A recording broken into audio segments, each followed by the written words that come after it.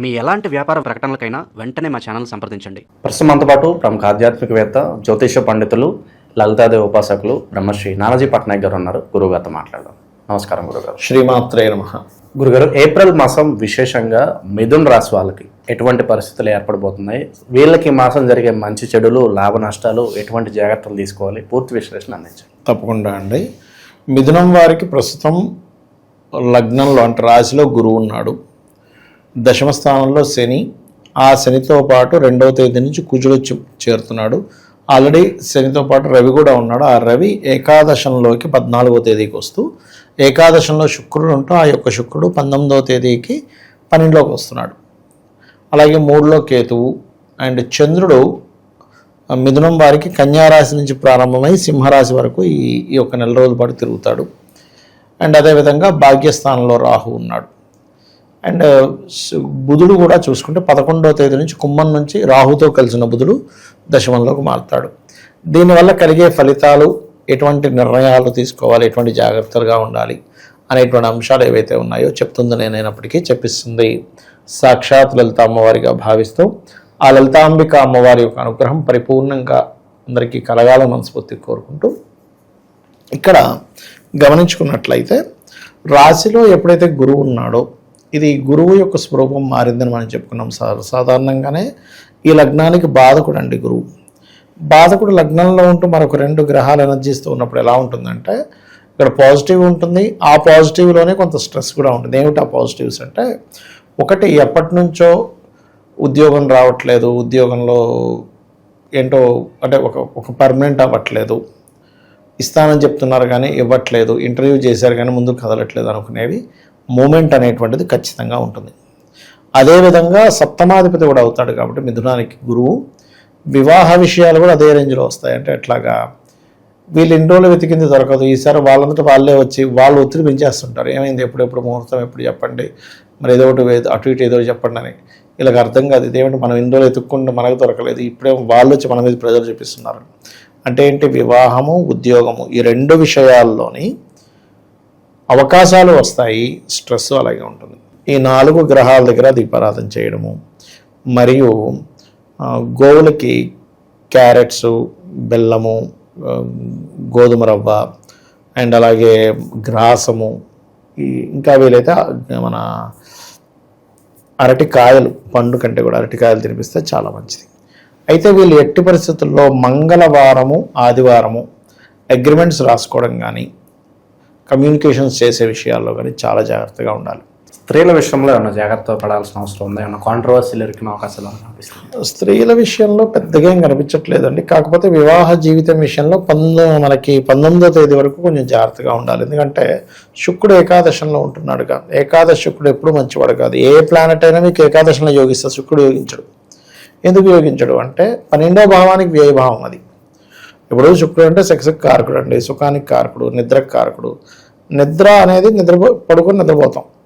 Sex అనేటువంటి sexual ఇది వేరే ఉంటుంది, అంతేగాని 11వ భావం కాదు సెక్సువల్ ఇది.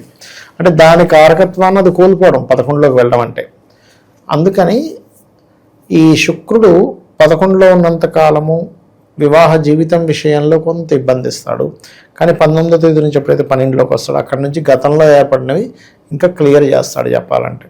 ఇక స్త్రీలంటే సప్తమాధిపతి బాధకుడే రాశిలో కూర్చున్నాడు, కొంచెం జీవిత భాగస్వామితో కొంత స్ట్రెస్ అయితే ఉంటుంది చెప్పాలంటే. అయితే ఇవన్నీ మీకు వీళ్ళకి తగ్గాలి అంటే రాశిలో ఉండే గురువు యొక్క ప్రభావం తగ్గించుకోవాలి. కాబట్టి గురు, శని, రాహు, కేతు ఇక వీళ్ళు 1, 2 తేదీలు పర్టికులర్గా రియల్ ఎస్టేటు రైతులకి బాగుంటుంది చెప్పాలంటే. అంటే ఏదైనా భూమి మూలంగా ధనయోగం ఉంది 1, 2 తేదీలు.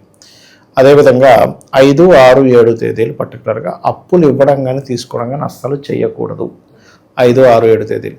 ఇక 14, 15 తేదీలు లాంగ్ జర్నీస్ వెళ్ళేటప్పుడు జాగ్రత్తగా ఉండాలి. ఇక 16, 17 తేదీలు పర్టికులర్గా చూసుకుంటే, 13, 14 తేదీలు లాంగ్ జర్నీస్ అండి. 15, 16 తేదీలు ఈ జాబ్ సంబంధించిన విషయంలో కొన్ని మోసాలు జరుగుతాయి. పర్టికులర్గా ఈ విషయంలో జాగ్రత్తగా ఉండాలి. ఇక వీరికి పంచమాధిపతిని పంచమ స్థానం చూసుకుంటున్నాడు కాబట్టి ఈ నెలలో మొదటి 19 రోజులు సంతానం కోసం చేసే ప్రయత్నం ఫలిస్తుంది. క్రియేటివ్ ఫీల్డ్లో ఉండేటువంటి వారికి అనుకూలంగా ఉంటుంది చెప్పాలంటే. మొదటి ఈ రోజు అండ్ అలాగే ఉద్యోగంలో కాస్త ఎక్కువ స్ట్రెస్ ఉండడము, ఎక్కువ గంటల సేపు పని చేయాల్సింది రావడం. ఎందుకంటే 6th లార్డ్ వెళ్ళి 10th హౌస్లో శనితో ఉన్నాడు కదా.